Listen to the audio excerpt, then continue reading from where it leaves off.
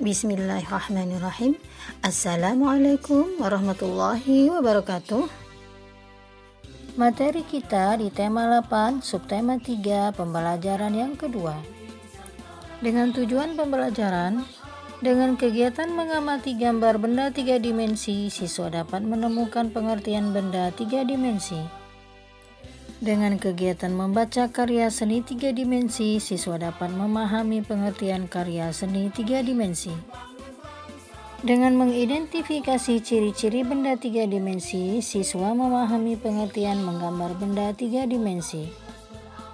Dengan kegiatan mencari tahu mengenai cerita fiksi, siswa dapat menentukan tokoh dan sifat tokoh dalam cerita fiksi.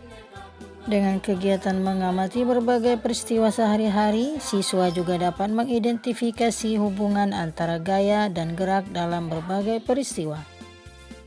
Aku bangga sekali dengan daerah tempat tinggal keluarga besarku, Yogyakarta. Di Yogyakarta ada kampung yang terkenal dengan kerajinan gerabah. Kampung itu bernama Kasongan. Kasongan terletak di Kabupaten Bantul, daerah istimewa Yogyakarta. Gerabah merupakan satu di antara karya 3 dimensi. Selain gerabah, benda-benda ukiran juga merupakan karya 3 dimensi. Apakah kamu dapat menyebutkan karya 3 dimensi lainnya? Dapatkah kamu menggambar benda 3 dimensi? Ayo kita belajar bersama-sama. Ayo mengamati. Amatilah gambar benda-benda berikut ini. Benda-benda tersebut merupakan gambar benda 3 dimensi.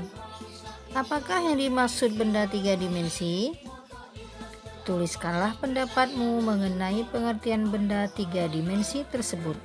Karya seni 3 dimensi adalah karya seni yang memiliki panjang, lebar, dan tinggi serta memiliki volume. Sedangkan karya seni 2 dimensi adalah karya seni yang hanya memiliki ukuran panjang dan lebar.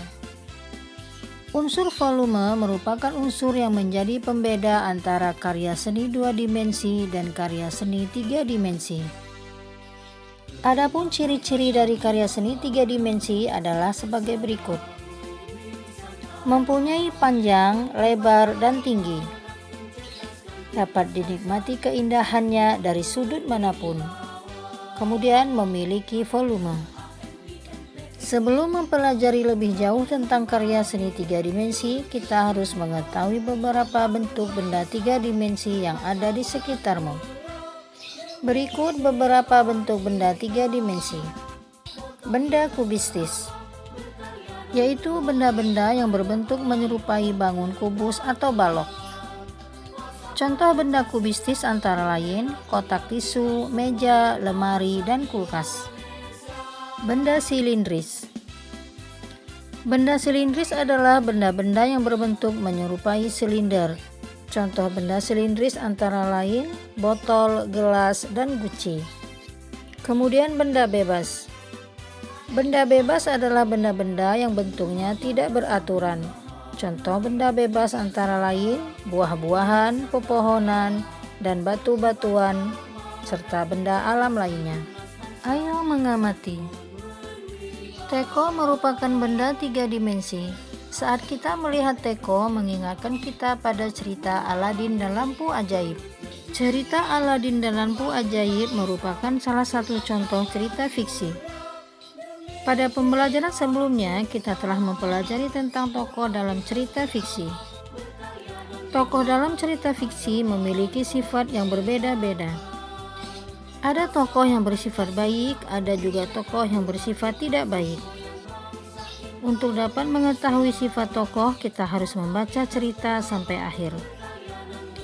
Pahamilah alur dan konflik yang dihadapi oleh tokoh tersebut. Dengan mengetahui bagaimana tokoh menghadapi konfliknya, maka kita akan mengetahui sifat tokoh tersebut. Gaya merupakan tarikan atau dorongan yang memengaruhi keadaan suatu benda. Gaya dapat menimbulkan perubahan gerak atau kecepatan suatu benda. Berikut ini adalah contoh peristiwa di lingkungan tempat tinggal yang berkaitan dengan hubungan gaya dan gerak. Anak bermain ketapel. Permainan ketapel dilakukan dengan melakukan gaya yang berupa tarikan. Bermain ketapel dilakukan dengan menarik karet dan melepaskan karetnya. Menimba air dengan ember. Pada saat menimba dengan ember, gaya yang dilakukan adalah gaya tarik. Menimba dengan ember dilakukan dengan menarik tali timba. Membuat gerabah. Gerabah dibuat dari tanah liat. Tanah dibentuk pengrajin menjadi berbagai bentuk. Tugas: ayo berlatih di halaman 135. Ayo berdiskusi di halaman 137 dan menjawab pertanyaan di halaman 139. Nah, soleh-solehahku, Ibu cukupkan dulu materi kita hari ini. Tetap semangat belajar di rumah, tetap jagalah kesehatanmu, dan kita berjumpa di video pembelajaran Ibu selanjutnya. Ibu akhiri, wassalamualaikum warahmatullahi wabarakatuh.